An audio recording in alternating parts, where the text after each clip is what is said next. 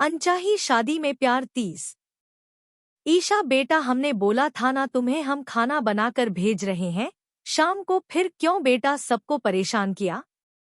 माँ कोई नहीं, आज का खाना बन गया, हम फिर कभी खाना वहां से भेज देंगे ना। ठीक है बेटा, ध्यान रखना अपना और सबका, आज वही रुक जाना तुम। जी माँ, इतना कहकर ईशा किचन में चली आती है। जिया गुमसुम सी रोटी बेल रही थी। ईशा उसका चेहरा देखकर समझ जाती है। जिया क्यों परेशान है। राघव बेंच पर बैठा रो रहा था। आशा जी अस्पताल आती है। राघव आशा जी को देखकर रोते हुए उनके गले लग जाता है। आशा जी राघव के सर पर हाथ फेरकर, क्या हुआ बेटा, तुम इतना रो क्यों रहे हो। माँ हिमा, माँ वो हिमा के साथ। राघव यह बात अब कैसे बताएं, कुछ समझ नहीं आ रहा था। क्या हुआ है हिमा को, तूने बोला वो ठीक है, फिर अब अचानक क्या हुआ है उसे। माँ वो हिमा के साथ किसी लड़के ने फिजिकल होने की कोशिश की।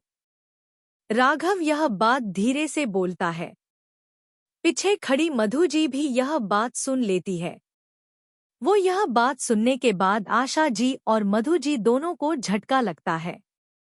आशा जी राघव का हाथ पकड़कर कर अपनी तरफ करते हुए, यह क्या बोल रहा है तू, किसने बोला तुझे यह सब। माँ अभी डॉक्टर से बात हुई, उन्होंने ही बताया है और पूरी जांच के बाद बताया है। हिमा के शरीर पर निशान देखकर उन्हें शक हुआ तो उन्होंने जांच करवाई। मधु जी यह बात सुनकर चक्कर आने लगते हैं। आशा जी की नजर उस तरफ चली जाती है। मधु, आशा जी जोर से बोलती है। राघव भागकर मधु जी को बेंच पर बैठाता है। आशा जी मधु के पास बैठकर उसके हाथ पर अपना हाथ रगड़ती हुई, मधु उठो मधु। राघव पानी लेकर आता है। मधु जी के चेहरे पर पानी डालकर उन्हें होश में लाकर उन्हें पानी पिलाता है। मधु जी थोड़ा सा पानी पीकर राघव की तरफ देखकर, राघव बेटा क्या हिमा के साथ सच में।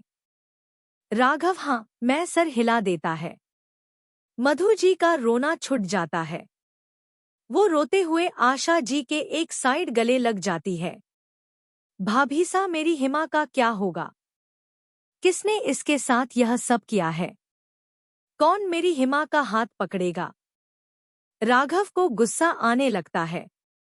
वो थोड़ा जोर से बोलता हुआ, चाची इसमें गलती आपकी और आपके पति की ही है। आप दोनों ने इसे इतना खुला छोड़कर रखा था।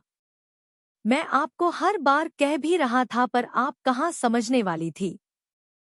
ईशा और जिया दोनों खाना बनाकर ममता जी के कमरे में आती है। ममता जी बैठी माला फेर रही थी। ईशा और जिया अंदर आकर, बड़ी माँ खाना बन चुका है, आप खा लीजिए, फिर मैं और ईशा दोनों अस्पताल लेकर चले जाएंगे। तुम दोनों अकेली जाओगी, अंधेरा भी होने को आया है। तुम दोनों अकेले मत जाओ। राहुल को बुला लो, वो और जिया खाना दे आएंगे। ईशा मेरे पास रुक जाएगी। जिया मन में, राहुल तो मेरी शक्ल तक नहीं देख रहा है, आज वो मुझे अपने साथ कहीं लेकर नहीं जाएगा। बड़ी माँ हम रुक जाते हैं घर, ईशा और राहुल जी अस्पताल खाना दे आएंगे, हम किचन में सफाई कर देते हैं और फिर सुबह का नाश्ता की तैयारी करके रख देते हैं। ठीक है, जैसा तुम सबको सही लगे। ईशा जिया की बात समझ रही थी। दोनों कमरे से बाहर आते हैं।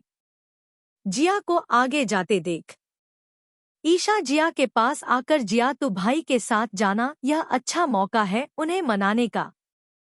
नहीं ईशु, तू जाना, मेरा मन नहीं है अभी, इतना कहकर जिया वहां से निकलकर रसोई में चली जाती है।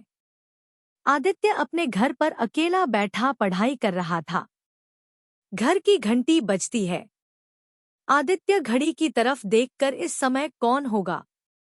आदित्य दरवाजा खोलकर देखता है। राहुल आया था। आदित्य राहुल को देखकर खुश होते हुए, अरे राहुल तुम अंदर आओ ना, मैंने सोचा इतनी रात को कौन आया है। राहुल अंदर आकर सोफे पर बैठ जाता है। आदित्य राहुल के लिए एक गिलास पानी लेकर आता है। राहुल की तरफ बढ़ाकर यह लो पानी पी लो। मानवी और अंजलि दोनों एक ही कमरे में रहते थे। छोटा सा घर था, क्वार्टर टाइप का था, जिसमें सुविधा की हर चीज थी। मानवी कमरे में बैठी राहुल की दी हुई फाइल को बार बार सुघर रही थी। अंजलि थोड़े फ्रूट कट करके लेकर आती है। मानवी को ऐसे देखकर, क्या बात मिस मानवी सुबह मुझे समझा रही थी, अब क्या खुद को प्यार व्यार हो गया क्या? क्या करें अंजलि, अब हमारे सर इतने खूबसूरत है, प्यार होने से कोई रोक नहीं पाता है। वैसे तुमने मुझे क्यों काम पर लगाया अंजलि, बदला तो तुम्हारे बॉस को राघव सर से निकालना है ना, फिर मुझे राहुल के लिए काम पर, मुझे कुछ समझ नहीं आ रहा है। अंजलि फ्रूट खाती हुई, मानवी चिंता मत करो, तुम धीरे धीरे समझ जाओगी, और मैंने तुम्हें जैसा बताया है तुम्हें बिल्कुल वैसा ही करना है, समझ गई ना? हाँ अंजलि दी, आप चिंता मत कीजिए, आपको तो पता ही है मेरे कारण कितने का घर टूटा है। दोनों हंसने लगती है। जिया राहुल को फोन करती है, पर राहुल उसका फोन नहीं उठाता है। जिया को पता था वो फोन नहीं उठाएगा। आदित्य, तुम और जिया आज कहाँ गए थे? राहुल बिना कोई बात को घुमाए वो सीधे सीधे आदित्य को पूछता है। राहुल, मैं तो उसे लव मार्केट छोड़कर घर आ गया था। ठीक है, राहुल इतना कहकर उसके घर से निकलकर चला जाता है। राहुल का फोन फिर से बजता है।